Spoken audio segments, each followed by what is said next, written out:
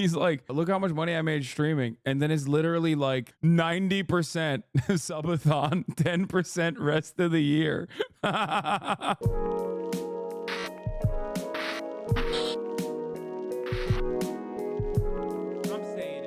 All right, we're skipping the Taylor Swift I made a video 3 years ago about how to be a streamer, and it covered a lot of the bases that you will need, and a lot of the stuff here is going to be repetitive information. But I also have something different this time. This time, it's not just me who's going to be telling you how to be a streamer. I've gone ahead and I've asked 100 of my friends, 100 fellow streamers, on advice for somebody who's up and coming or trying to become a streamer. So I have more info for you this time. It's not just me. I literally went out and asked 100. Yes, I'm in this video. I mean, I answered him for advice, and I put it all into a PowerPoint presentation, which I'm calling My Ultimate Guide to Streaming 2024 Edition. Let's get into it, class. All you will need is a pen and paper and a positive attitude. Step 1 on becoming a streamer. Stop watching this video if you have not yet gone live. I'm being serious. Go live, you lazy fucker. If you have okay, I got it. All right, I'm good. We're here. Never even attempted to stream before, and you are watching this video on how to be a streamer, you're not serious about it. And this is a problem that's not exclusive to streaming. This is a problem that happens in every single hobby you want to pursue. Do you want to be a runner? Oh, I'm going to look up a bunch of videos on how I should run and how I should train running before I do it. Oh, you want to start working out? I'm going to look up a bunch of videos on how to work out before I start working out. Just do the damn thing. Just do it, because that is the hardest step, is just he ain't wrong. Look at me, I'm streaming. Just doing it, and you'll make a million excuses, and you'll put 100 barriers between you and doing the thing. I don't have the right technology. My equipment's not good enough. I don't have anyone who'd watch me right now. I don't even know what I'd stream. Just fucking do it. If you're not... I mean, look, I decided I was going to stream. What did I do? I strapped a PlayStation Eye to my PlayStation 4. And I streamed off of that thing, okay? So, you know, that's how I did it. Think about that. Like, people always go, Hasan, you're so fucking rich. You're the most brolic, dude. Hasan, your dick too fat. Hasan, your bitch too bad. You know what I mean? They'll kill you, Hasan. You've always been like this. And like, no, it's not the case at all. I genuinely started my streaming journey. I started my streaming journey when I had absolutely nothing. Not even gonna try one single stream, then you are not serious about this. And I'm gonna prove to you that you're not serious, because the biggest streamer in the world right now is a guy named Jinxie. And for a full year, he streamed on Twitch to an average viewership of 2.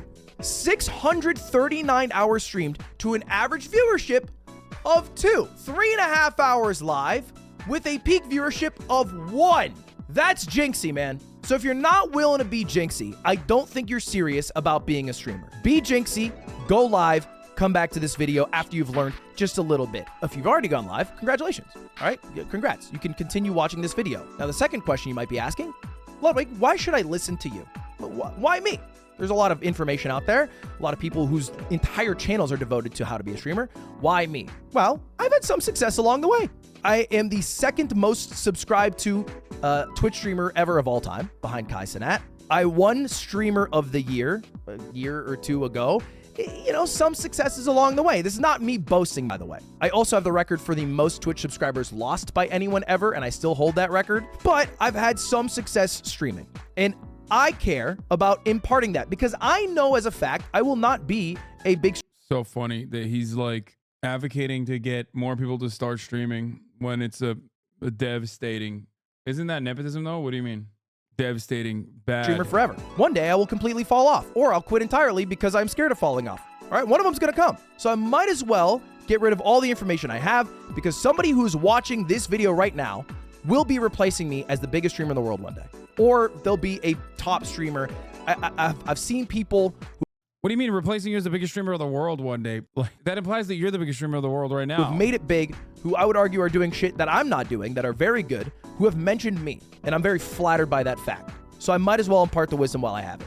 Extra Emily, I think, is a streamer who I think's fucking killing it right now. And she's mentioned me as someone who inspired her. And I'm flattered by that, because she's doing shit that I'm not doing. Every damn stream, she's doing something crazy. She makes crack cocaine on the streets of Austin. Yes? This is a family establishment. You're not allowed to... It does seem like most people who get big quickly are people who already have connections to other streamers. No, that's just copium. I think once you get to a certain point and people recognize you, though, they will elevate you. That's it. It's just networking. Crack in the parking lot. Oh, I'm cooking steak. What? I'm cooking steak. So anyway, let me just give you the wisdom I have. And if you don't trust my opinion, well, good news for you. Yeah, I just stream in the face of declining streaming revenue and market saturation. also asked 100 streamers how to stream. This is real. I made a Google form. I asked all the questions that I would want to know if I just started streaming, and I asked the biggest streamers you could possibly think of. And this is true. I did ask. It's like saying, like Sean the Black is okay. Will Neff is not a good example of. Will Neff is not a good example of someone knowing a big streamer. Okay, but Sean the Black is a good example of this. Okay, hidden gem nominee. I mean, he as a Hasanabi head. He had a TikTok presence, I believe, that was like, it was all right. It wasn't like super big or anything, but he had a TikTok presence. But overall, he was first covered by Vice, okay, for building like a, I don't know what it's called. What would it be? He like built code that basically created a spam bot that would populate like the abortion rapid response shit. Yeah, he built a script. Vice interviewed him. He was a Hasanabi head, and I talked about it and stuff. He eventually moved on to YouTube and now streams on Twitch as well. So it's not like he had a immediate connection. You know what I mean? He didn't know anybody, but he is well on his way, and he's growing up, and he's blowing up. You know what I mean? I don't know, let's continue. 100 streamers. That's going to be the title of this YouTube video. I did ask 100 streamers. Disclaimer, 100 people didn't answer me. Okay? I did ask 100 people. It just turns out that only 30% of them actually answered. Not a horrible percentage, by the way. If you're in the MLB and you're batting 30%, that's not bad. That's pretty good, you know?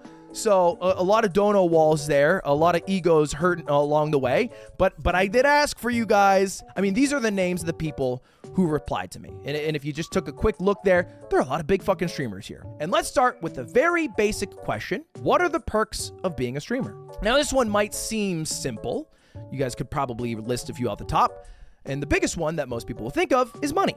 That is the biggest perk that most people would think of, is when you think of a streamer, you think of money. Yep, everyone's spamming it in chat right now. That's true. And I'm going to reveal something here that I think I'm illegally allowed to reveal because I'm no longer a Twitch exclusive streamer. I wasn't able to reveal this last time. Here's how much money I made my last year on Twitch. Again, this is not a flex. I'm just trying to show you. This is why people like to start streaming, because they think of the money aspect. There it is. That was my last year on Twitch. 2021, I made $2.5 million. Now, bear in mind that money does include the subathon. So kind of does inflate it a little bit. Yeah, that's a big chunk of it. I would argue like half of it, but it's a lot of money. Jesus Christ, dude. Oh my God, that's so funny. People, you know, they like the idea of streaming because the amount of money you can make. You also Bro made half of his, that's more than half, first of all. He's like, yeah, guys, look how much money I made streaming. And then it's literally like 90% subathon, 10% rest of the year. So have a pretty cool job. You get to game for a living. I mean, that is the core of what streaming is. It is gaming. Literally, for my job last week, I got to play Stick RPG and gamble in a fake cartoon universe where I was trying to sell cocaine to Girl Scouts who robbed me. That's what I did for my job. That's what I did. It was pretty fucking cool. I'm not gonna lie. I had a lot of fun doing it. That's what I got to do. You also get to be like a D-list, F-list celebrity. You're not famous. Don't fucking delude yourself if you're a streamer. But if you walk into a GameStop and you're a big streamer, holy shit, they're gonna recognize you. Macy's, Banana Republic, not so much. But Best Buy, you know, those are our places. That's where the people know us. And you get to even meet some cool people. A lot of people that I liked watching, I got to meet. I got to hang out with. And now I also get to work with. These are the cool things about streaming, but everybody knows this. Everybody knows all the cool shit that comes with streaming. People don't think about some of the negatives, so I'm gonna bring up a couple here. One, being a micro celebrity isn't always great, because sometimes you have haters. And I brought an example of a hater here for you today. Where do people recognize you? Everywhere. But I'm in a different situation than Ludwig. This is something that I've mentioned before. Best Buy is a definite though. XQC is super famous, dude. He don't know what he's talking about. No, XQC is actually a great example of this. Massively successful streamer for many, many years at this point. literally just almost entirely trapped in the Twitch ecosystem, though. Okay? Kai Cenat, very different. Why? Because Kai Cenat has outside appeal in Twitch. XQC, predominantly inside appeal on Twitch. Very successful on Twitch. Okay? But normies don't know normies don't know who the fuck XQC is at all. You're wrong on that. Maybe now a little bit with the $100 million kick deal. Okay? But you have to remember, this is what is very important. Mainstream media still has a stranglehold on like the normie audience. Okay? Kai is obviously very, very mainstream, mostly because, he collaborates with a lot of mainstream artists, has a massive TikTok presence. Yeah, XU has inside appeal, meaning that he has appeal to those people who only stay inside and not go outside. Fair. That part is also true. Okay? Like, same goes for myself. Okay? While I'm, a relatively sizable streamer, not as much so in recent years, but definitely throughout my career, the only reason why I am known with a mainstream appeal is because of the content that I create. The type of content that I create, the type of content that I create has a lot of normie appeal. This is why when I go outside, I get recognized probably more frequently than my more successful friends, even as far as like analytics goes. That's it. You think so? Yes. I have a ton of friends that watch friends of mine that watch your clips on YouTube and TikTok. They see me watching Twitch and it scares them. Yeah. The thing is, like, yeah. The thing is, because of the content that I create, it has like a much more broader appeal to a much broader subset of society. I have a much higher likelihood of your parents knowing who I am, for example, especially if you have millennial parents, than a like random Twitch streamer. Here's a good example of Twitch analytics not translating to popularity in the mainstream. For example, Pokimane. Pokimane is mainstream famous, even though her analytics on Twitch do not translate to how massively famous she is in the real world. Ninja, current state of Ninja's analytics do not translate to how massively popular he is in the real world. Normies know who Pokimane is. Normies know who Ninja is. A lot of those same normies that know who Pokimane and Ninja are don't know who XQC is. Okay? Valkyrie is another good example of this. A lot of normies, I would say, a lot of normies know who Valkyrie is as well. Okay? Why? Normie appeal. As in working with mainstream media, like working in movies, working in marketing campaigns, things of that nature. You know what I mean? My biggest hater that I've had for about 3 years now, a guy who will DM me almost every week some mean shit. March 7th, 2022. Ain't no way your ass drive a Vespa.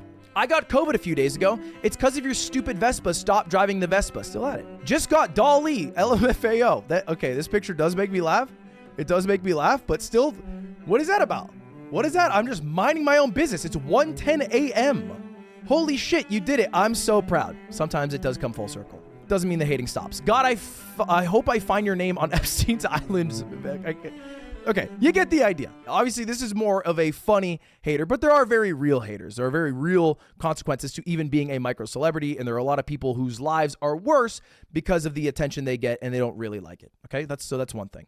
Another thing, big streamers tend to work a lot, right? These are my 30 surveyed streamers. I asked them how often they work in a week. And the blue is 0 to 20 hours. You might notice there is no blue. In fact, an equal amount of people work 20 to 39 hours a week, as do 80 plus hours. And I don't think they're bullshitting when they're putting these replies in, because you can literally track the hours of some of these streamers. There are people who are average live 10 hours a day for the entire year, 365 days a year. It's easy enough to go, work, Lamau, this isn't even a real job, whatever, that's fine. The reality is, though, if you were to do that, it would.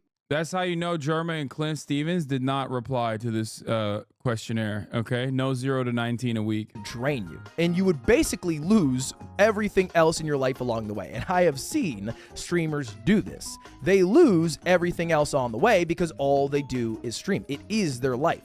They're not gaining new life experiences. They're just sharing all their life experiences online. And as opposed to a job where you are told how often you are supposed to come in by somebody, you make your own hours. And the more hours you work, the more money you make. But you only make money while you're live. So might as well be live as often as you can.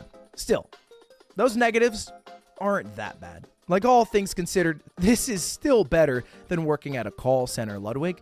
It's really not that bad. So why doesn't everybody stream? You make a lot of money, play video game, hang out with Germa 985?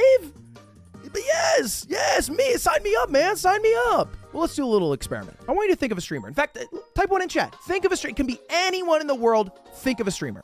There's a bunch of huge streamers that you guys are listening right now. Maybe you thought of one of these names. Sorry, Ninja, for using this picture. Go Lions. These are the streamers you think of. But I think that's a bit of a mistake. Because if all you are thinking about when you think of the title of streamer is the people who have not only made it, but made it to such a high degree that they are the top of the top of the top 1,111%, then you're not really envisioning what your life will be like if you try streaming. So I'm going to show you someone. I'm going to show you this guy right here. Does anyone recognize this streamer? I don't see a single person in chat who's instantly recognizing this streamer. I did some research yesterday. I wanted to look up the 10,000th biggest streamer in the world. So that's what I did. And right now you are looking at Mr. 10,000. Omni Kevka. If you go to Twitch Tracker and you go to the very last page possible, technically it's number. Damn, bro, this kind of dunking on this guy. I mean, at least it's like giving him a lot of clout as well. 9,995, but I rounded up. You will find Mr. 10,000, a guy who averages 268 viewers, who streams really intense gaming sessions that can last 24 hours of playing games like Ark and more recently Power World. And let's just go through a few stats here. Mr. 10,000 averages 262 viewers, streams an average of 7.5 hours every single day for the course of 2023, and has 388 sub points on Twitch. Here's him explaining what he does in his own words. I've got my own style. You know what I mean? I'm a fat dude with long hair, gotten fatter as I streamed, but I'm grinding. I'm grinding. The way that I stream is by gaming hard. Multiple 24-hour streams in the last couple of days. Casually, all the time. One, I'm a video gamer that streams. There's a lot of streamers that play video games, you know what I mean? But I wanted my story to be, I play hardcore. Now this dude's fucking dope. And I got to hang out in his stream for a couple hours yesterday. He has a great community, and yes, he does game hardcore. And he's been gaming hardcore for a long time. This guy's been streaming longer than Twitch Tracker tracks stats. Longer than I have been streaming myself. It is what you should be thinking of when you think of being a streamer, because Omni Kevka is a very successful streamer. He is in the top 0.08% of streamers in the world. In last month, 7.3 million people went live. He was more successful than 7.29 million people. So don't delude yourself into thinking streaming is being Kai. Streaming is being Valkyrie. Streaming is being Ninja. Streaming is being Omni Kevka. And it is possible to be the biggest, but for the most part, people like Omni Kevka are what makes up the streaming world. And they don't get the same attention and critical acclaim that the big people who get the millions of dollars do. Because all the eyes go to those people, but the reality is if you were to start streaming, your life would be a lot more similar to a streamer like Omni Kevka, who's grinding. And in his own words said he was in the mines of Twitch. And he still gets to play video games for a living, and it still gets to pay his bills, and he still gets to hang out with cool people in his chat. But don't delude yourself. Don't think that starting the go live button means you will end up being Valkyrie, means you will end up being Kai. Because that's not what streaming is. It is a grind, okay? It is a grind. Now, before we start the actual session on how to be a streamer, we're gonna do a task. And I did this last time. We're gonna do it again because this is one of the few. Does that pays bills though? 260 average viewers, probably. Yeah, depending on where you live. Thank you to the anonymous gifter who just gifted 75 subs. What the fuck? 388 sub points just said that's like 1K a month. No, I think those sub points are not correct. And plus, it's not just off of subs. Remember, these guys are running ads. They might even get sponsorships. You have to remember, there's ad revenue. There's ad revenue that you have to factor in. There's probably a little bit of YouTube money too, and sponsorships too. Not to say that like this guy is probably caked up, but bits, donations, sub points don't also show the actual full story either. I know a gambling streamer with average 1K who makes 2 million USD a year. Yeah, because he's a gambling streamer. Gambling contracts are insane. Very similar to people who want to be actors. You envision yourself to be celebrities while most working actors you never heard of but make a living. Yeah. Y'all don't know what the fuck you're talking about. That's just sub points. Doesn't count any donos, ad rev, or anything else. Yeah, Ooh, kinda exactly. Yeah. Straight up. The old days, watching Hoffa get a random 3K dono. Wait, really?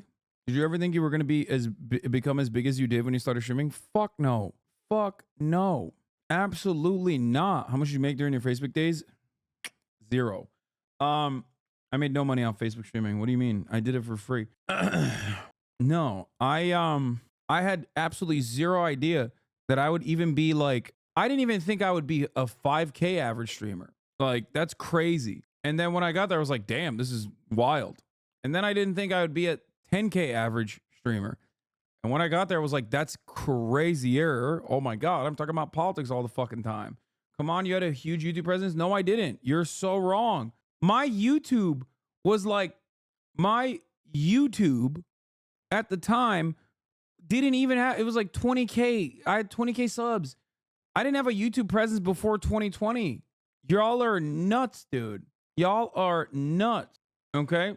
But yeah, Ludwig and I had a major conversation on stream where he literally fixed my YouTube, turned on monetization on my YouTube. My monetization wasn't on my YouTube. It wasn't even on. Some of your old videos on TYT didn't crack 1K. Yeah, that part is like, I think due to the algo though, but no, 20,000 subscribers on YouTube is not big. You're out of your mind if you think that it's like a real thing. No, 20,000 YouTube subscriptions is nothing. You're crazy. Hippie things that I believe in, which is manifesting your goals. And the way to do that is by writing them down. And I want this on pen and paper, okay? I want this on pen and paper. I did this when I first started streaming over 6 years ago. I'm gonna have you guys do this today, all right? And in fact, I write all of my goals on something I can easily access on my desk. And it's on this little picture of me. On the back of it, I have all my goals. Now you're gonna write 3 things on this piece of paper. Section 1, I want you to write your goals with streaming. Now the goal can be different. It can be broad, it can be bold, it can be simple, but it should be honest. If you're gonna say that your goal— How many followers on Facebook did you have when you started streaming? 500,000. And guess what, dude? I streamed to 14 people. So none of that shit matters, okay? How many fucking TikTokers have like 3 million followers on TikTok and get like 3 concurrent viewers on Twitch? Come on. You still skip the most difficult viewership barrier? Yes, I wasn't a complete unknown entity. This part is true. Here, I'll tell you guys what I did. 1, I leveraged the existing audience that TYT had to build an audience for myself because I always wanted to inevitably have my own thing, because like no matter what I did with TYT, they would just kind of take it and make it their own, right? Because I was under the banner of TYT. So I had no ownership over whatever the fuck I was doing, and I hated that. The second reason why I did it was because I wanted to manage exactly how many real eyeballs or real conversions I had. So I would always like promote my Instagram on the Facebook videos. Facebook videos would actually get like 30 million views in a week. And then there would be like real-time conversions. 2016, my Facebook videos genuinely had a lot of real eyeballs on them. Obviously, of course, it was like juice to the goddamn gills. But having said that, there were some very real people watching. Okay. Now, here's what I did though. When I started on Twitch, I had like 14 people watching me on my first ever stream. I had like around 14 people, which is a major barrier. Most people don't break it out to the 0 to 1 viewer. And then most people don't make it from 1 viewer to 10 viewers. But what I did was leverage my pre-existing clout outside of Twitch to network with people at Twitch that had an audience and prominence at Twitch. A lot of collaborations occurred, both with, ironically, now no longer a friend of the show, Destiny, and more importantly than that, Austin and Trainwreck. Okay, those were Trainwrecks used to have a podcast. Austin used to have many different shows that he used to host like twice a week, right? and I appeared on those shows all the time. I would stream nonstop, and then I would go on their shows, and I would go on their shows nonstop as well. That introduced me to the broader Twitch audience, the broader Twitch community.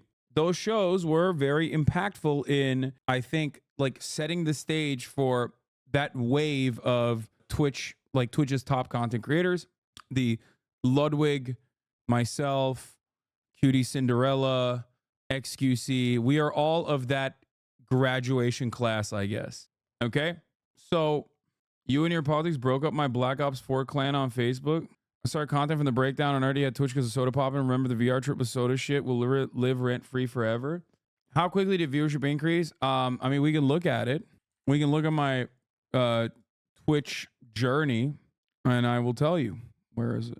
Here it is. Hold on. Here. Look at this. 17 viewers, Friday, March 23rd, probably like 2018 at that point, right? Like, or, you know, around, yeah, 2019, 2018. I don't remember. Barely really streaming. Then start streaming a lot more. Gradually increases by, it goes from, I'm doing everything I can here. I start doing collaborations. I start doing more collabs. Average viewership increases by December 2019 or 2018, or is it December 2019? By the end of 2018, I'm averaging like around 500, but it's inconsistent. Okay. And then it starts growing, and I'm at like 1K to 2K by February 2019. It keeps growing, it keeps growing, it keeps growing. Okay. And then America Deserved 9/11 happens. Okay. America Deserved 9/11 happens. There's a little blip there, blip. And then I keep growing slowly but surely. And then I leave TYT in the beginning of 2020 to go full time on Twitch. Then COVID happens and it's the election season. And all of a sudden, I'm seeing major peaks, 10K, going back to 5K, but still like seeing peaks on debates, hitting 20K, right? Debate nights, all the stuff, growing. And by the time the election comes around, you see major growth, obviously.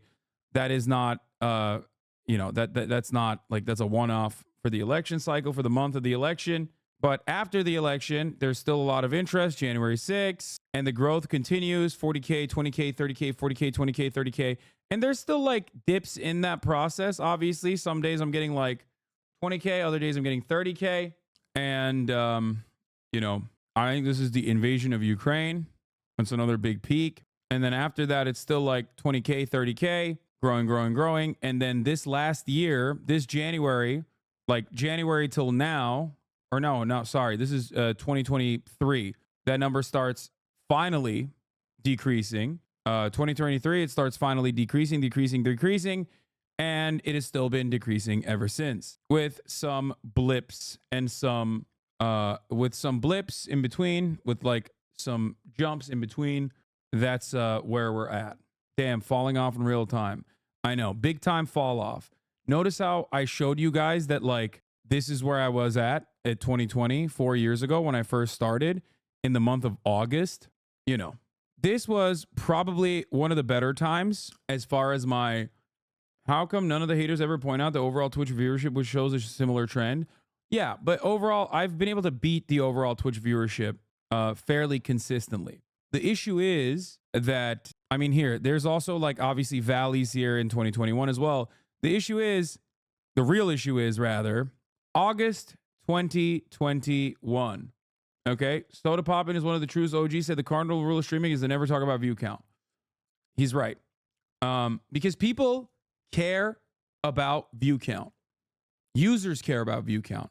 They think that like Twitch viewers are like moths that fly towards the light. And if you start talking about your view count, or if they start noticing that your view count is going down, your loyal fan base will stay consistently and watch you. But a lot of the extra pool of like the viewers that put you at the top of the line in the top 10 content creators on the platform, all of those guys, I like to call it like the Twitch pool of viewers. They always go to whoever has the most amount of viewers. They don't really care, right? It is very interesting that There's a lot of those viewers that come in because you're popping off on a particular day and they stick around. Okay. And they stick around because they become like, fans, long-term fans. Just call us product reviews. Why are you reducing us to moss? Lol, we just buy what other people are buying. No, it's just, I don't know how else to describe it. Not every single person is like this, but there are plenty of people in the pool. And by the way, is there anything wrong with that? No, of course not. I wasn't even saying that it's like a bad thing. Okay.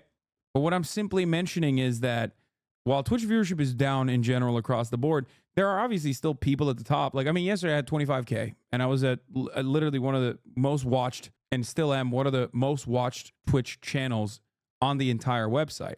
But when you have like 50K, for example, let's say you're normally like a 20K Andy and you're at 50K, people go, oh, that's really weird. What's happening there? Let me go check it out. And they stick around. Okay. That's just how it works. And the same goes in the opposite direction as well. You never took your view count for granted at any point, though, which I feel like a lot of streamers did passively during the 2020 boom. So few people can take considerate amounts of time off and come back to a somewhat normal community. You are not one of those, but you also don't try to do that because you're a current events guy. Yeah. And the inverse of that also happens, where like if people start seeing your view count diminish, they also leave. They're like, oh, this guy's fallen off. I don't want to watch this guy. He's fallen off. Those guys are not in it specifically to like see the content in and of itself. It's more like a mindless consumption where it's like, oh, things are happening here. I want to know what's happening here. It's kind of like that. Okay. One of the major things that happened in my career, though, that is like bad is that August 2021, my house got doxxed that I had purchased. When that happened, there was a lot of controversy surrounding it, like almost as much as the America Deserved 9/11 moment. But this time it was like, oh, socialist with a house? Fuck that. After that, over and over again, it just turned into like, rich socialist meta. And since then, it's just been like endless pile-ons by whoever wants to do whoever wants to rip the fuck Hasan ripcord. That has certainly taken somewhat of a toll as well. I think that controversial subject matters that are even in controversial in progressive circles like Palestine has certainly taken a toll as well. The React Gate has taken a toll as well. At this point, the fuck Hasan ripcord is kind of broken. Like, it doesn't work as well as it once did. Like, it doesn't have the same juice. But now I would say that the new meta, like the new graduate class in this time frame, was basically like the Kai Cenats and the AMPs of the world. But now there's an even, I would factor in Kai Cenat with this next wave. I would say the new graduating class are going to be the TikTok streamers. What I mean by that is streamers that come with an audience predominantly from TikTok. Jinxie, Casio, Kai Cenat, and what are the other ones? The other YouTube Shorts guy, Pirate, or there's a bunch of guys like that are absolutely they're blowing the fuck up. You don't know any of these people, but most normies watch them on TikTok, and then they want to see the actual content. They see the TikTok and they're like, oh, where is this TikTok being filmed from? Oh, the Twitch stream, right? Same with Kai, though. Kai's not just TikTok. Yesterday I had 21 Savage, Nicki Minaj, consistently bringing on actual celebrities. You just need to do that more. Yeah, let me just call up Nicki Minaj or 21 Savage. I don't know any famous people that I can like call up in the same way that Kai can. That's ridiculous. You think I have the opportunity or the you think I could do that and I'm just simply choosing not to? No, I can't do that. That's just the truth.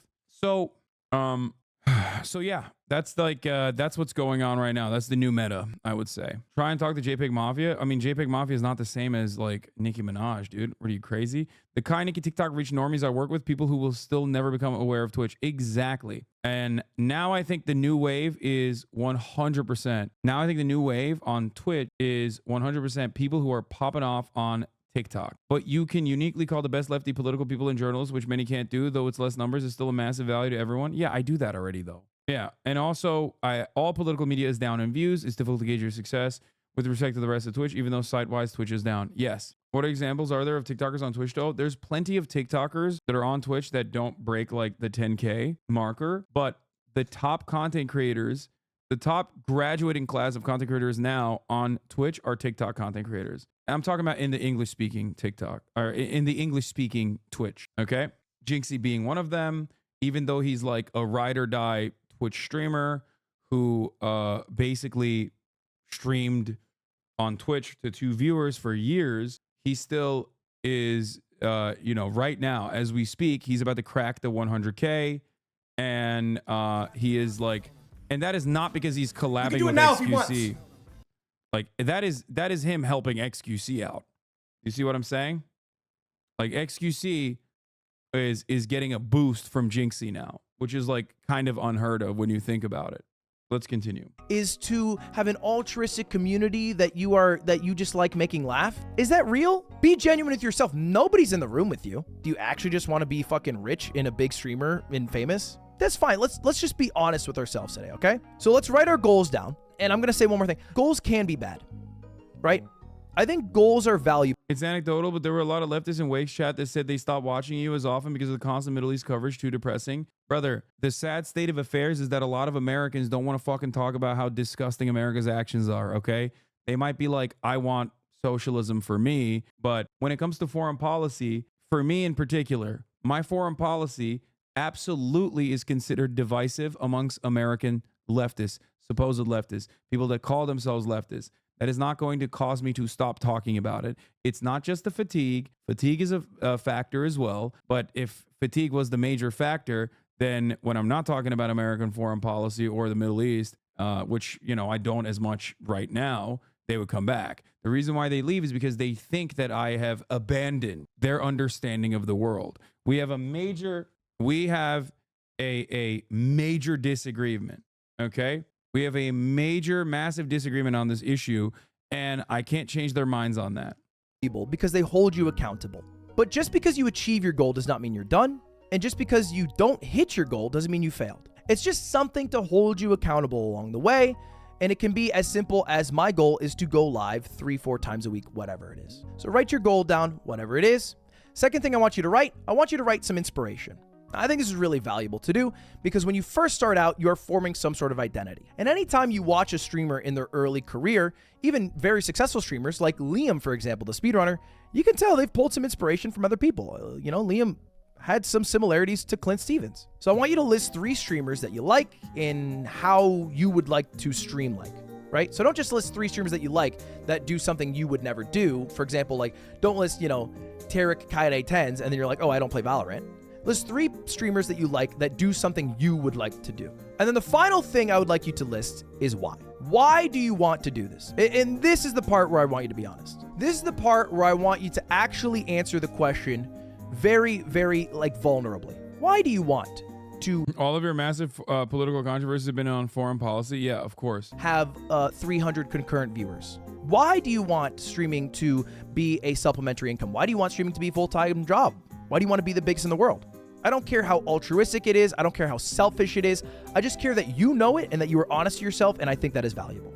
Now, you might have thought if I saw you not write this down, I'd tell you to quit. All right, this is what I did in the last video. Last time I did this, all right, I had this entire spiel, and then I said, if you didn't write it down, then you should quit. What you should actually do is if you are writing this down and you have not yet gone live, go live, you lazy fucker. Okay? Stop doing all the auxiliary work without actually doing the thing that you were trying to do. Just go live. You're the only one who can motivate Go live and serve 3-minute breaks at the top of the hour. yourself to do the things that you want to do in life. If you're trying to be a streamer, you just got to go live. You can do all the other shit like looking up what gear you want to get and writing down all your goals after. For the record, people saying, oh, it's fatigue. Oh, genocide is too depressing or too boring. Or saying that it's a lack of moral character. No, that's not the case, guys. This is why I'm saying it's disagreement. I'm a political content creator by nature. All I fucking talk about is depressing shit. It's disagreement. That's it. You guys are wrong for thinking it's just fatigue. Okay? You're wrong. Everything I talk about is depressing. I talk about police brutality. I talk about economic destitute or awful economic conditions that people are subjected to.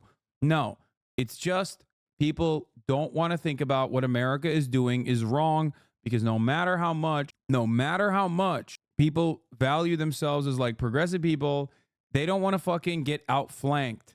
They don't want to even feel like they're being outflanked. And many people don't want to think about a world where America is not the dominant power. Deep down inside, they're getting fed a steady diet of information from NPR, New York Times, and all these other places where I try to describe to you like the greatest lesson I can instill upon you is media literacy. Those outlets are feeding you information objectively under the auspices of objectivity that is like incredibly slanted in the pro-American direction. Okay? That's it. Just go live one time for me. Just one fucking time.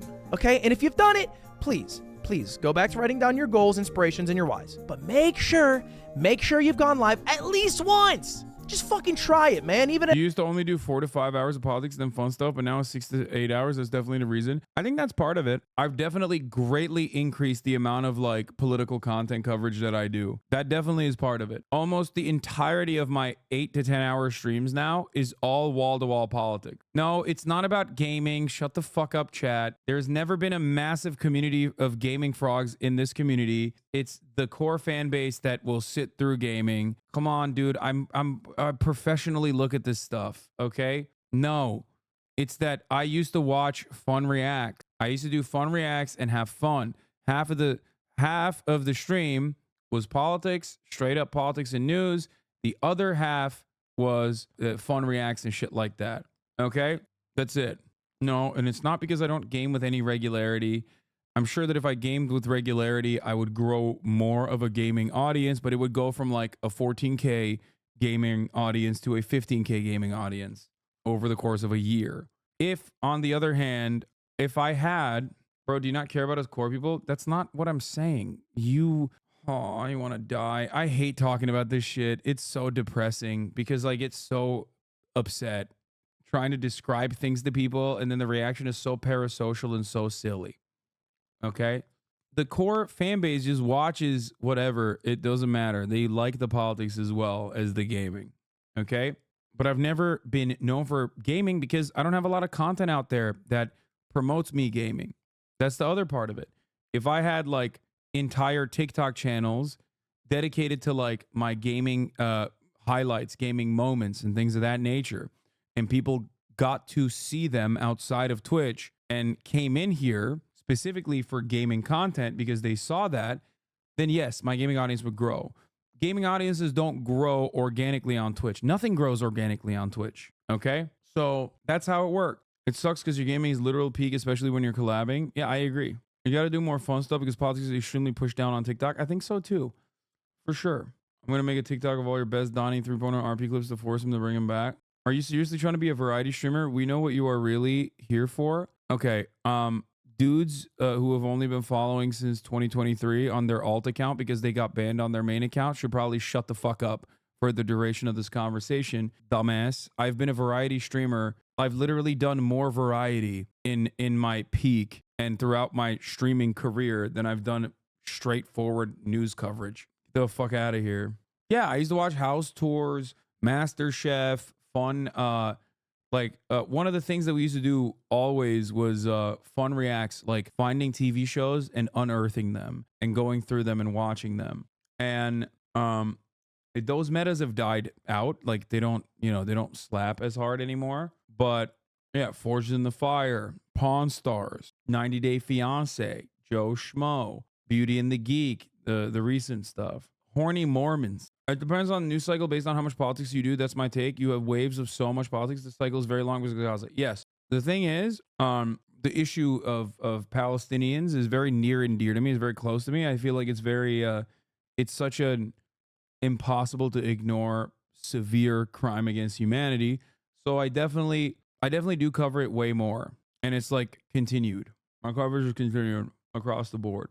Feels like streams this year have been more fun and I've been watching more. Feels like the haters kind of took over near the end of last year and it made content a little more fatiguing. Yeah, 100%. The way I got into Lud was his damn TikTok time reacts. Yeah, I should do more stuff like that, honestly. Like I need to do more this year.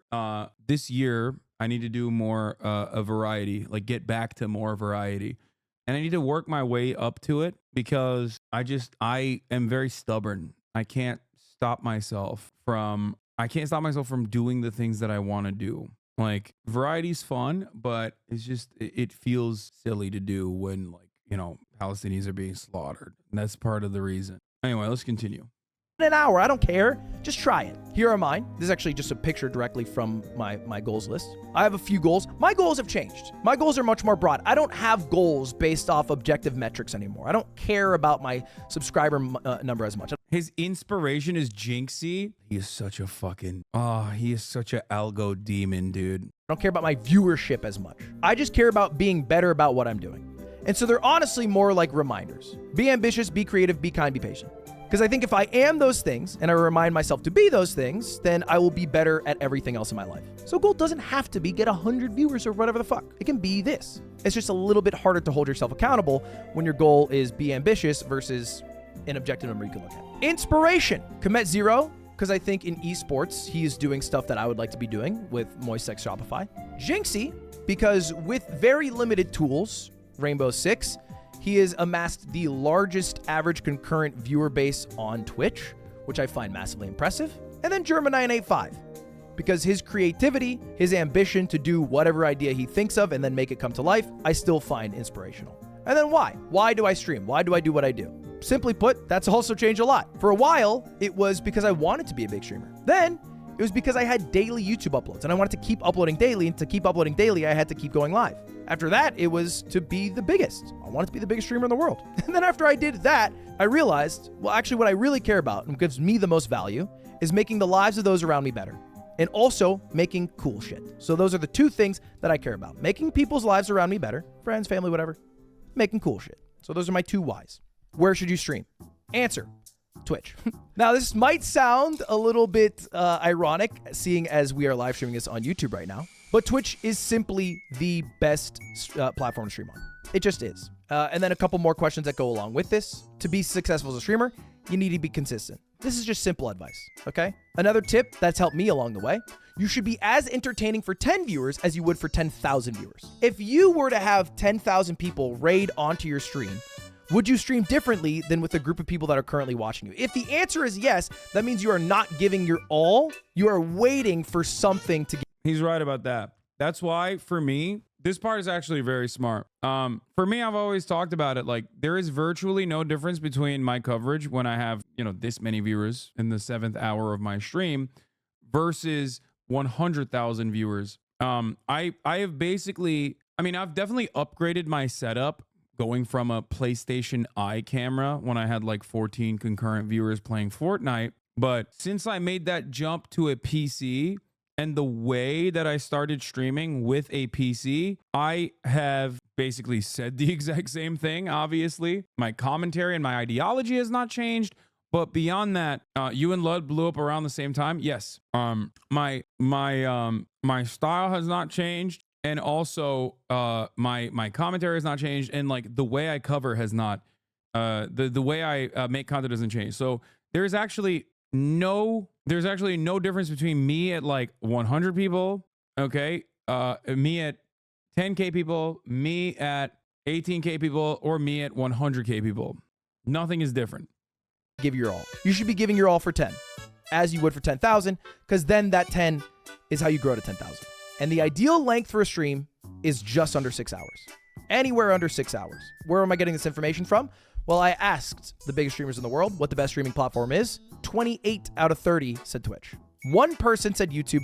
One person said multi-streaming. I am not sold on multi-streaming. I think multi-streaming fractures communities. There are times where it makes sense. For example, Doug when he does his YouTube versus Twitch, or an event to get the maximum amount of viewers. It works for some people like Charlie because he has a huge YouTube presence. I think it's better to not multi-stream. This is where I'm currently at. You could multi-stream till you find the platform that you like and then go from there. But I think sticking to one is generally better. Nobody said Kick. Now, that could be just because the group I asked. Kick could work for you if you like the 95-5 split. But of the group I asked, everybody said Twitch. And a quick tidbit about Twitch versus YouTube versus Kick versus whatever. Twitch is better for chatters and for streamers. Everything is way more streamlined. There's way more information for streamers on Twitch. YouTube is better for lurkers, worse for people who chat, and worse for people who stream. And Kick, it's Kick. Now, this has changed a little bit. This is what the past 3 years have done. Because 3 years ago, I talked about how you have to stream for the video. When you go live, you're basically trying to farm a YouTube video from it. It's changed. Now, most live streams are for the clip. We've condensed it a bit. If you live stream 4, 5, 6 hours, what you really care about getting Yeah. Oh, he said the exact same thing. Kai, Speed, KCO, and Jinxie and Pyro Software all exploded from clips. Yep. It literally it has turned into queso. Sorry. Fuck. Queso, not KCO. Queso. Queso. Queso. Queso. Queso. Queso. Queso. Queso. Queso. Queso. I'm gonna still fuck it up. I'm too old. I'm old. I'm an old man. Okay. Anyway, my point is yes, originally it was like, oh, you'll blow up on TikTok and then you can like manage that and turn your audience into Twitch viewers. Now, when you're streaming on Twitch, you're doing it for TikTok. in that time is a good clip. One great fucking moment is all that matters. Because if you think about it, most of the people in the world who know you will know you from your clip, not your streams. Even people... You gotta hire a team of people to shit out so many clips is unavoidable? No, dude, it doesn't work that way. No, you're wrong on that front. No, I already have a shit ton of people that are trying to pump out clips on my TikTok. No, it has to be organic. It's like the Hasanabi Clips Industrial Complex. Okay? The Hasanabi Clips Industrial Complex has an organic presence on YouTube, even though YouTube is like combated it. TikTok is the same. Like, people that are posting on Twitter, if they were to post in the same way on TikTok, Hasan is not a clippable streamer, chatter. As a matter of fact, most of his problems come from assholes clipping him. That's not true. I am a very clippable streamer. It's just that a lot of those clips oftentimes go on, unfortunately, oftentimes just go on Twitter and just like die there. There's no way to do it. There's no way to do it. It's actually better for TikTok, in my opinion, than it is for Twitter. A lot of those clips are, but yeah. Thirst edits are great for TikTok. Funny moments are great for TikTok. Clipped out of context is great for TikTok. And short, condensed political takes are also great for TikTok.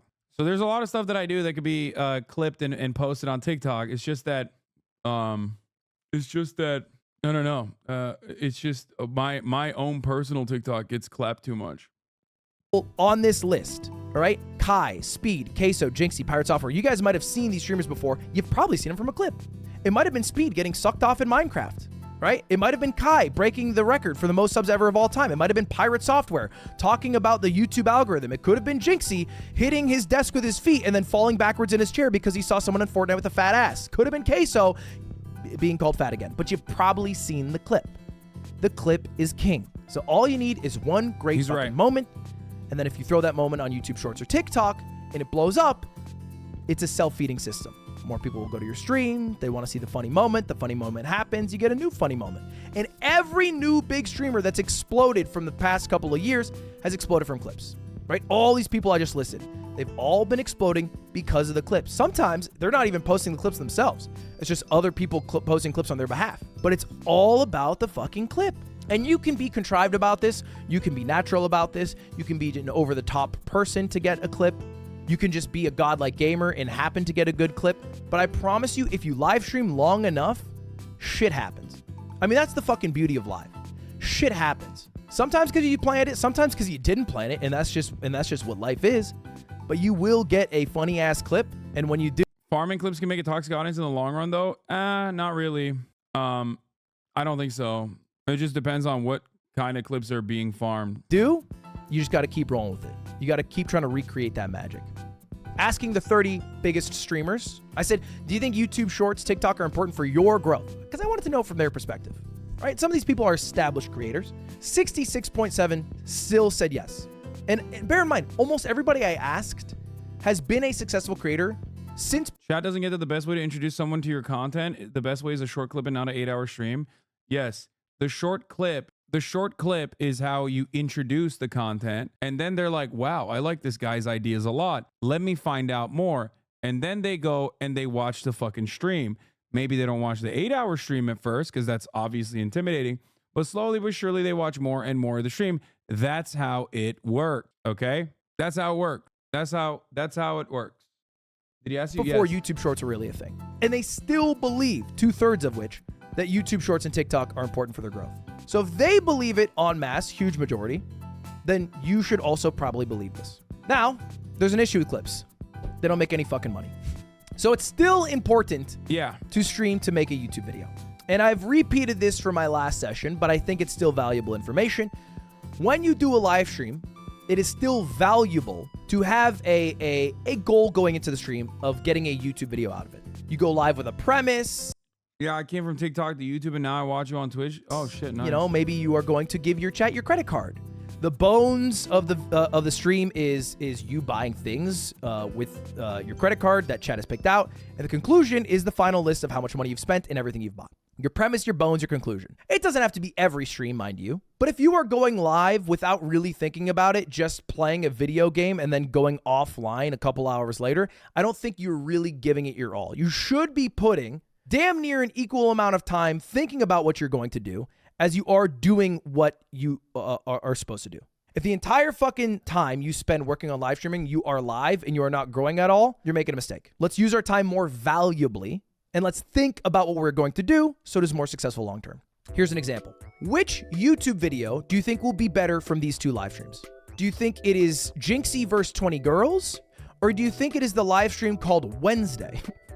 Let's just take a stab in the dark here. Most people would argue it's the first option, and they would be right. 20 women versus Jinxie ended up being Jinxie's most viewed video within a week. And I don't think the Wednesday video that came from it did very well. Now, Wednesday streams are still important. You will occasionally have to go live with nothing to do, but putting Wednesday in your title and playing the game that people like when you play, or talking about the thing people like that you talk about, because consistency is key. But if you are not interspersing well thought out premises with good bones and good conclusion, I don't think you're doing a good enough job. It also doesn't help that you have very toxic and large group of haters. Comments under videos about you are nuts and usually highly uninformed. The power word of out of context clip. It doesn't matter.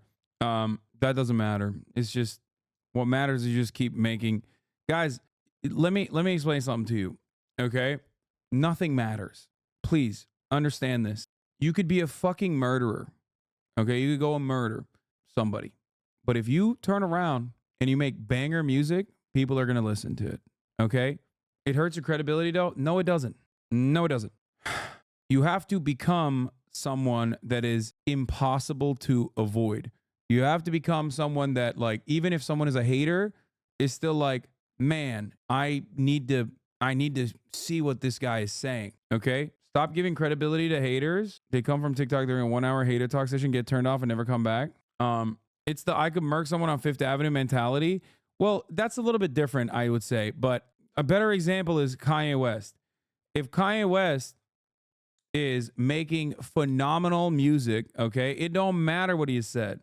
Does that make sense? It's about how many buckets you can deliver in a basketball game. It's about how many yards you can run. It's about how well you can dance. It's about how well you can sing. When the thing that you are known for, okay, when the thing that you are known for is no longer as like popping, if you are no longer entertaining as a streamer, that's when you actually die. Okay, that's it. At streaming, how do you find ideas? How do you know what to stream, man? That's the hardest question. What the fuck do you do when you go live? The answer, you gotta watch a lot of live streams to know what to live stream. I'll tell you a story. I wanted to be a talk show host when I was in high school. Jay Leno even spoke at my sister's graduation from Emerson. And I saw him as he walked out and I said, Jay, I want to be a talk show host when I grow up. And he said, hey kid, what's your name? And I said, it's Ludwig. And he said, I'll see you there. I filmed all of this. This really happened. I'm not a talk show host today. I thought talk shows were dumb as shit and boring as hell. I never watched them. I just didn't watch them. I thought they were lame. I thought they were lame as shit. The reality is that I actually didn't want to be a talk show host. I think I just wanted to be a rich, famous person who was on TV. I don't watch anybody on Twitch. How could I have time to watch Twitch? I'm on Twitch. I'm live on Twitch 8 hours every day, minimum. TV who got to interview celebrities. Are you guys watching a shit ton of live streams? Because these 30 big fucking streamers who are very busy, some of which are streaming 80 plus hours a week, are watching streams daily. The majority of them are watching streams daily.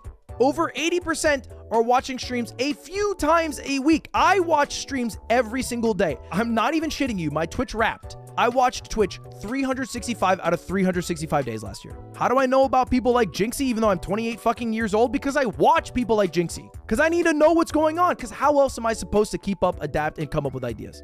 It can't all come from thin air. It can't all come from past experience. I've made Watching this almost counts, to be fair. No, it doesn't. I do not watch Twitch at all I was never a Twitch watcher before I became a Twitch streamer. And I have, like, the thing is, like, I actually, that's not even true. I don't think there's a lot of good ideas on Twitch. Like, I think I sometimes literally will force myself to watch TikTok to get a better understanding of like what's popping, even though that algorithm is like so,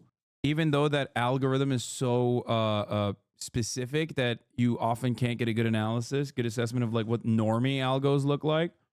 But Hasan on depression arc, wait, what? No, what depression? Nothing I said is depressive. What the fuck? What do you mean? No, I've never been a Twitch watcher at all, mostly because I'm straight up streaming almost always. The problem is, yes, there isn't really a lot of people I can look to with respect to what I do, because there's not exactly a lot of comparable content creators in general. But that's, I think, what makes me a little bit more unique, because I like to blend in shit that people are doing outside of the political sphere, and I used to do that a lot more, and I think I need to keep doing more of that as well, because I that is how you bring in normies for the most part. 1,000 goddamn videos. I gotta be watching shit. I gotta get inspired. If you're not watching Twitch, you can't become a Twitch streamer. It's also important, though, to think of ideas that work for you. Because, yeah, you can watch somebody, but you can't necessarily do what they do. For example, if you watch me, you can't do, I let my chat spend $10,000, the results are cursed live stream. Because you can't spend $10,000 fucking dollars on a live stream. That would be insane. It'd be absurd of you to do. It'd be crazy. You shouldn't do that. You also probably can't fly to Japan and drift the J-Schlatt, because you probably don't know J-Schlatt like that. So if you can't do those things, do not think of ideas that include those things. I think this is a mistake I see all the time. People thinking of ideas that don't actually work for them. Oh man, if only I had 10. What is this? It is a strange phenomenon that viewers of these unsocial losers who are generally despised by their streamers. I love my viewers. I don't know what the fuck you're talking about. You think I would put up with your fucking psychotic nonsense all day, every day if I didn't love my community? What are you, out of your fucking mind? The most insane shit I've ever heard. NK, I could do this. Oh man, if only I was friends with J-Schlatt, I could collab with him. I would get big quick. What do you actually have around? What do I always say? Literally, what I always stress is that I put up with a shit ton of haters. I put up with a shit ton of haters specifically because this community makes it worthwhile. You got a funny fucking friend? Do you have a love and passion for mobile gaming?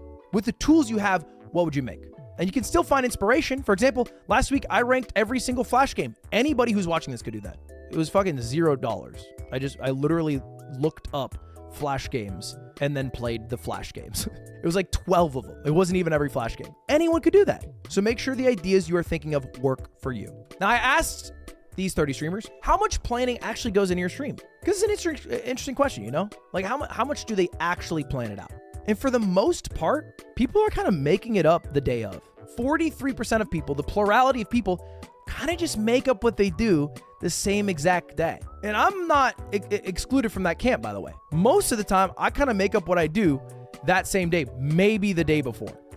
I don't know how I answered it. I probably said mix, but like I have to make it day of because the news is happening that day. 26% of people plan their streams ahead of time. 73% are making up day of or sometimes making it up day of.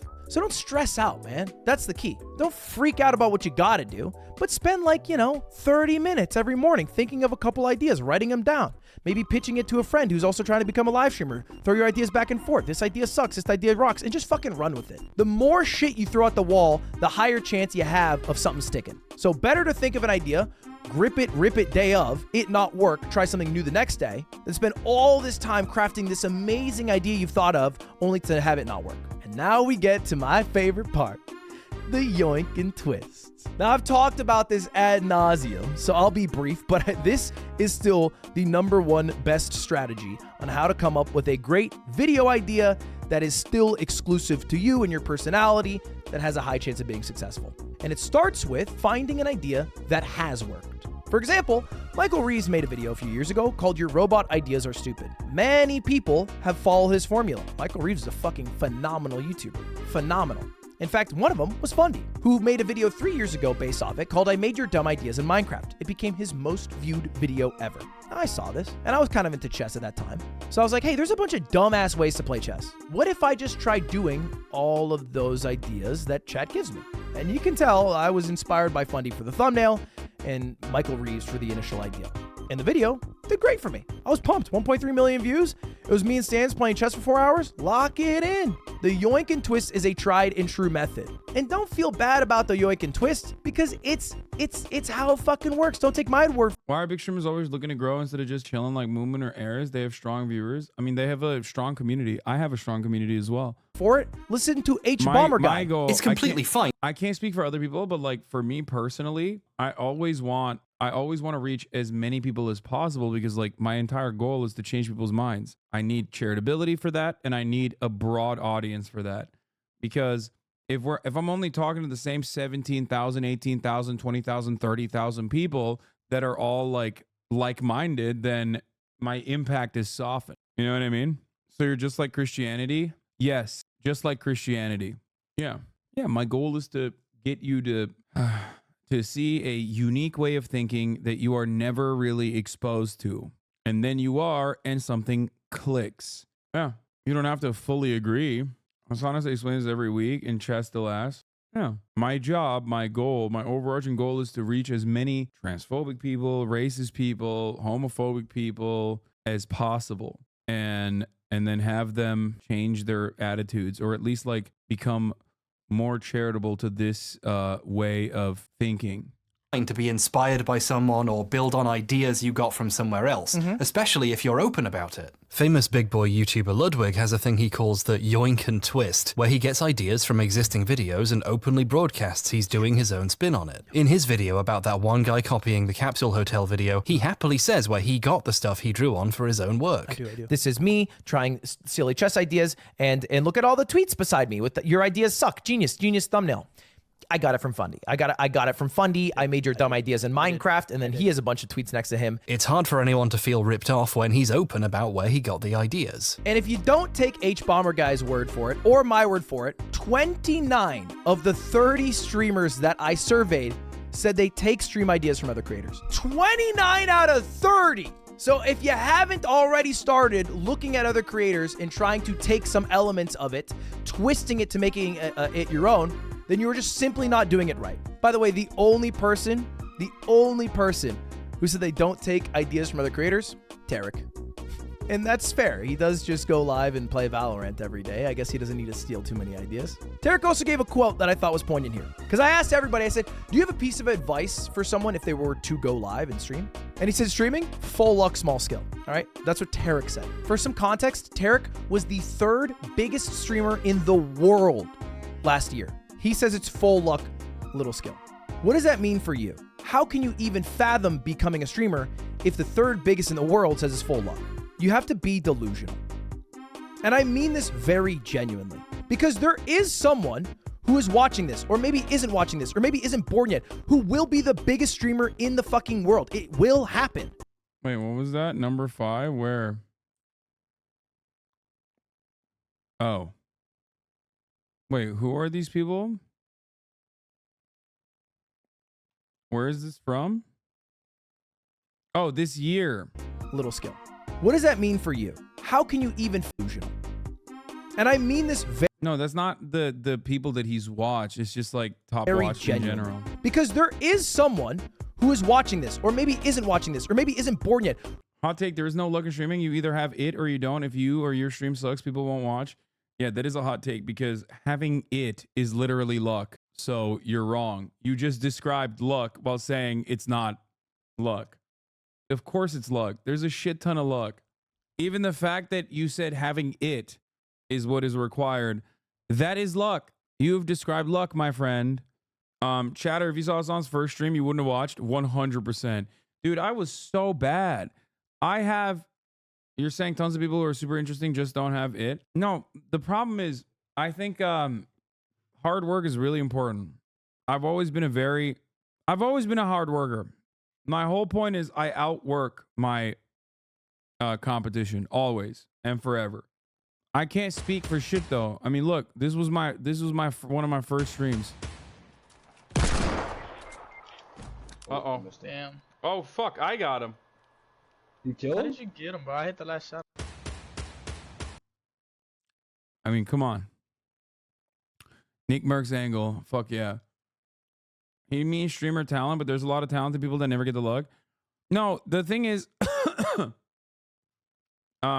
algorithm is luck for sure. Like something banging is luck. I mean, dude, look. There is no 100% success rate. This video with me and Winnie the Moo, 700,000 views.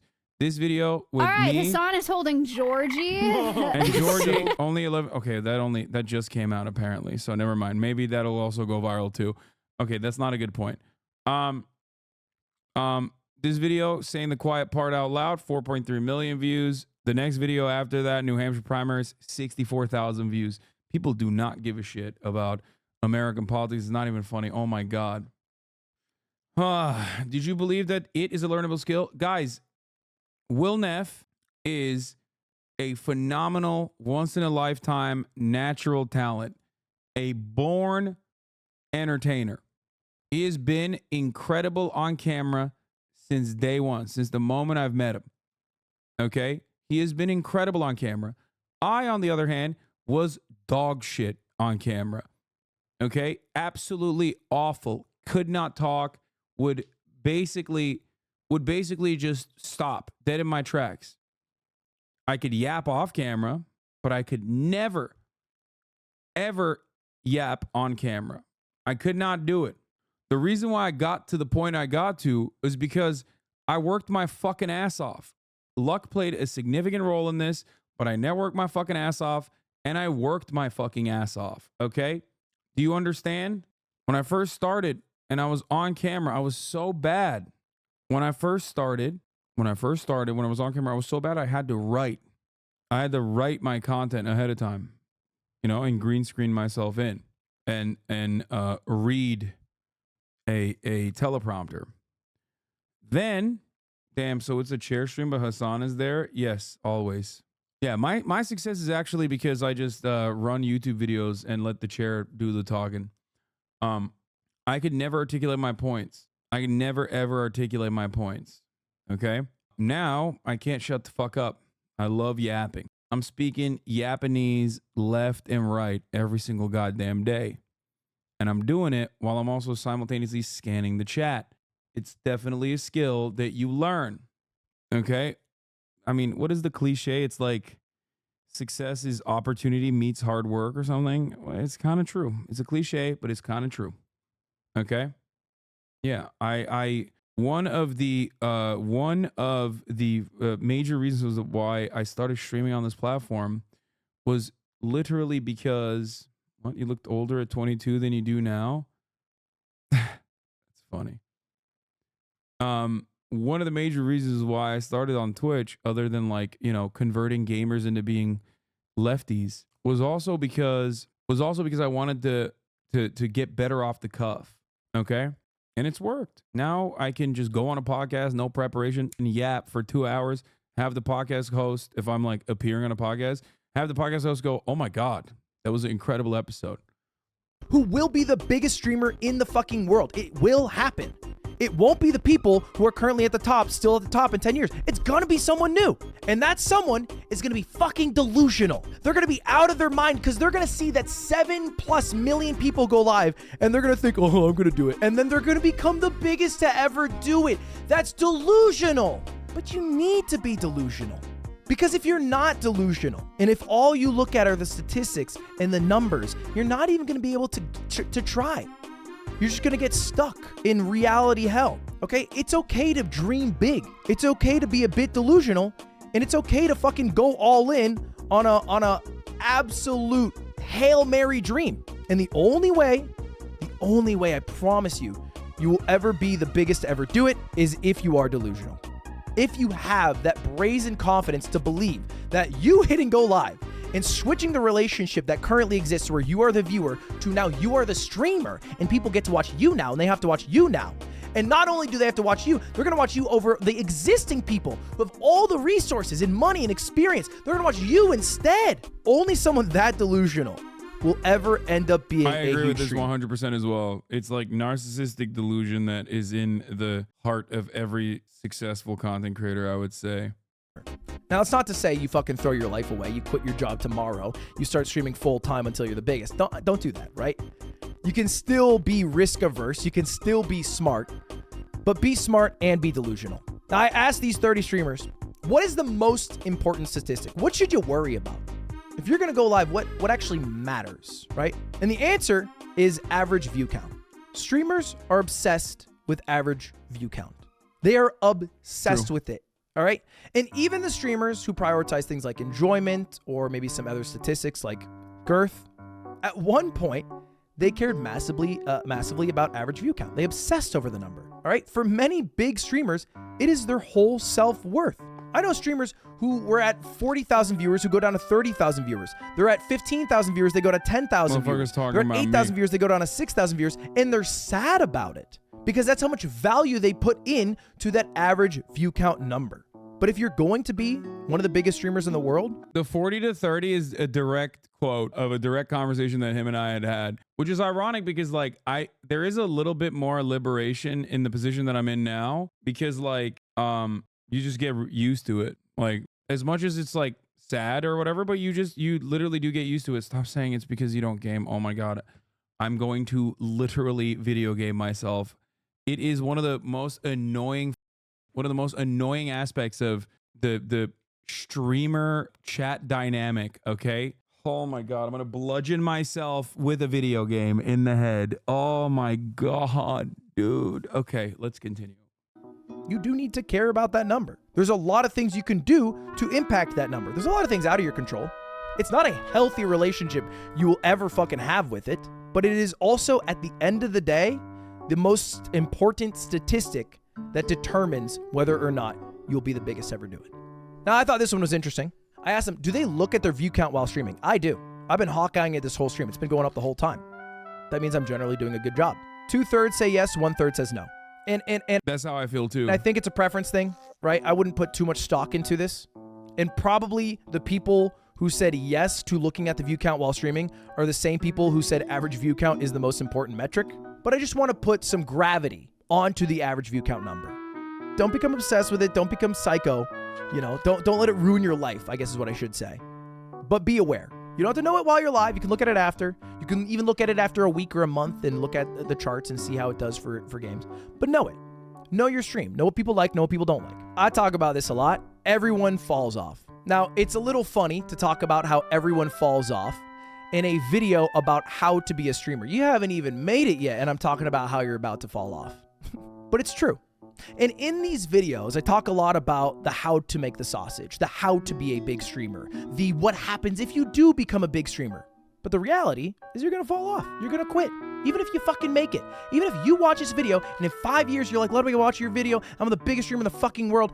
In 10 years, 20 years, you're going to be like, I watched your video as the biggest streamer in the world and now I fell off. So while you're here, while you're making shit, you might as well make something you care about. And in the past, I haven't focused on this enough. But it is truly all that matters. It is literally all that matters, is making something you care about. If you're making shit that is an antithesis to your being and what you like and what matters or what you think is cool, like what's the fucking point in that? You know? Leave a mark. Be someone who makes shit they're proud of. I promise you. He's 100% right. He's so right. Listen, he's right. Like, something I stress over and over again is that in spite of everything, Asmongold says the opposite. Wait, you can stay on top forever? No, I don't think that's the case. I think it is absolutely way more important in the grand scheme of things when you're talking about like being a content creator to like make things that matter to you. Okay? To make things that matter to you. Since when does he do PowerPoints as a meta? This is new, I think. This of course isn't your opportunity. Why is everybody being so fucking annoying about like gaming and Grand Theft Auto RP? It's for me, that's why I will never abandon political commentary no matter what happens. It's because that's what I'm passionate about. That's always what I've been passionate about. That's what I will continue to be passionate about. So RP frogs are back. You fed them just a crumb and they're feeding again? Yeah, not really. This is so funny. What if you have 3 viewers? That's how I started. What do you mean? I promise you, I thought it was you watching YouTube videos others made while sitting in a gamer chair. Yeah, that's what I'm passionate about. That's what I do, famously. Thank you. We are 7 hours and 39 minutes in, my friend. You're in here 7 hours and 39 minutes into a stream. Dropping this take is kind of sad. I wish you well, though. I have seen the heights that some streamers have hit, and then they start to fall off a bit, and then they're fucking depressed. But you wouldn't be depressed if you were proud of what you made. If the only thing that matters is the success, then you will guaranteed be sad in the long term. If the only thing that matters is making something you care about, then truly, the only way you fail is if you don't make something you care about. And so with that thought, I got some final steps. If you've already gone through the process, you've gone live at least once, you just tried it out. You wrote down your goals, your inspiration, all that. If you're at this point, congratulations. I got one more thing I need you to do. In the thought of making something you're proud of, if you really want to graduate and become a baby, if you really want to graduate and become a big streamer, I want you to show off your work. If you are not willing to show friends and family the shit that you make, you are not serious about what you're making. And this is a very scary thing to do. This is a fucking terrifying thing to do. A lot of people try to keep their stream life separate from the regular life, so people at school don't know or their family doesn't know. But if you're not proud enough of the shit you're making that you won't sit on the couch and watch a video with your mom or sister or brother or whoever, or you won't Discord message a friend that you've talked to for years who fucking loves you, the shit that you're making, it is disrespectful in my mind to post that publicly expecting other people to watch. If you expect other people who don't give a shit about you to watch the thing that you won't even show the people who love you to watch, I find that disrespectful. And it's scary. Bro, I think it's very similar to money conversations. Like, of course, if you don't have any, then it's everything. But after you reach a certain amount, it matters more to how you're making than how much you're making. No, this is not similar to the money conversation at all. That's ridiculous. No, it's like, it's 100% about like maintaining a healthy relationship. Maintaining a healthy relationship with the content that you're creating. That's it. It's like, yeah, if you hyper focus on like staying on top, you're fucking cooked.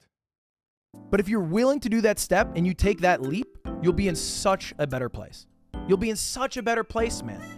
Because you'll be at the point where you're already making stuff that you're proud of. And if you're not, and they're like, hey, this fucking sucks, then you know. And you can get to that point quicker. That'd be amazing. How amazing would that be if someone who loves you could just tell you like, hey man, this thing actually isn't good. You know, you could work on it, change it, do it better. That's great to know. It's going to shatter your fucking ego, or it can lift you up. It's scary. Do it. Show off your work. I do this to this day. If I make a video that I think's really fucking cool, I send it to my family in France. They don't speak English, but I think if it's really cool, it will cross the language barrier. So when I did my story time when I went to France, I sent it to them. But also when I made the video learning opera and Italian, I sent it to them because I wanted to share it with them. I thought they'd fucking love it. And they did. It was cool. I'm proud of that video. And that, in conclusion, is my ultimate streaming guide 2.0. Thank you very much for watching. A couple things, if you're still here. You want good video overall. So is Cutie's boyfriend like a YouTuber? This is pretty good. That's funny. It's a good video. I like it. I'm a fan of the genre of, this is a TED Talk lol. I mean, it's fine. I like PowerPoint YouTubers. I mean, I like PowerPoint YouTube.